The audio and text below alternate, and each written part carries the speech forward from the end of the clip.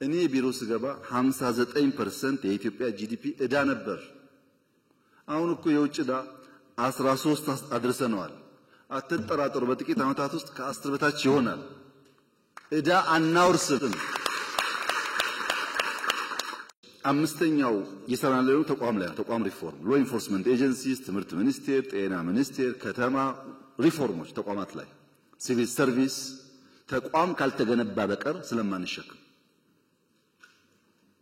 ይሄ ስራ አምስቱም ኢንክሉሲቭ ናሽናል ዳያሎጉም፣ የሽግግር ፍትህ፣ የዲዲአር ታድሶ ፕሮግራም፣ ኢኮኖሚክ ሪፎርም፣ የተቋም ሪፎርም አምስቱም አድራሽ ነው እንጂ ግብ አይደለም።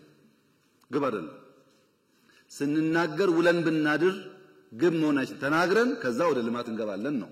ተናግረን ውጊያ እንቀንሳለን ነው እንጂ ንግግር ግብ አይደለም። ግብ ነው እንዴ? ዲዲአር ግብ እኮ አይደለም። ከምንተዋኮስ አብረን እናርሳለን ለማለት ነው እንጂ ግብ አይደለም። እነዚህ አምስት ጉዳዮች ማየት ያለባችሁ ልክ አንድ ሰው ትኬት ቆርጦ አሜሪካን ሲጓዝ እንዳለው ስፕሪት ነው። አንድ ሰው ትኬት ቆርጦ ወደ አሜሪካ ሲሄድ የሚሰጠው አንድ ወንበር ነው። ታውቃላችሁ፣ ሰዓቱ 10 ምናምን ሰዓት ነው በረራው። አንድ ወንበር ይሰጠዋል። መቀመጫም ነው፣ ከደከመውስ አልጋም ነው። መንቀሳቀሻ ቦታ የለም። ታውቃላችሁ፣ ትንሽ ቦታ ናት አውሮፕላን ላይ። ሰው ቢርበው ምግብ ቢል አንዴ ሁለቴ ይሰጣል። ግን ይሰጥ ፈልገህ አይደለም፣ ይሰጣል። ታሽጎ ይሰጣል እንጂ ይሄኛውን አልፈልግም ምስር አርግልኝ አይባልም። አየር ላይ ይባላል። ሽሮ አርግልኝ እኮ አይባልም። ወይ ትበላለህ ወይ ትተዋለህ። ለምን? የአውሮፕላን ስራ ማድረስ ነው እንጂ እኮ አውሮፕላን በራሱ አገር አይደለም። የምትሄድበት እስከምትደርስ ሽንት ቤቱ ውስን ነው፣ መቀመጫው ውስን ነው፣ አልጋው አይመችም፣ መንቀሳቀሻ ቦታ የለም፣ ምግብ ውስን ነው።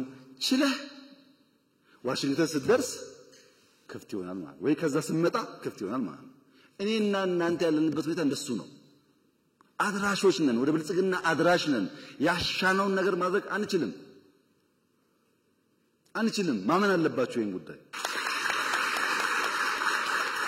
አድራሽ ነን። እኔና እናንተ አድራሽ ነን። ልጆቻችን ናቸው ብልጽግናን የሚያዩት።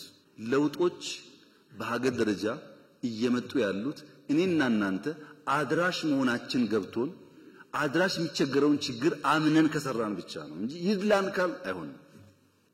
ግን በቃ የኔና የናንተ እጣ እሱ ነው። እጣ ወደቀብን፣ ተቸግረን መከራ በልተን ይሄን ሀገር ማሸጋገር አለብን። እንደዛ ማሰብ ከናንተ ይጠበቃል።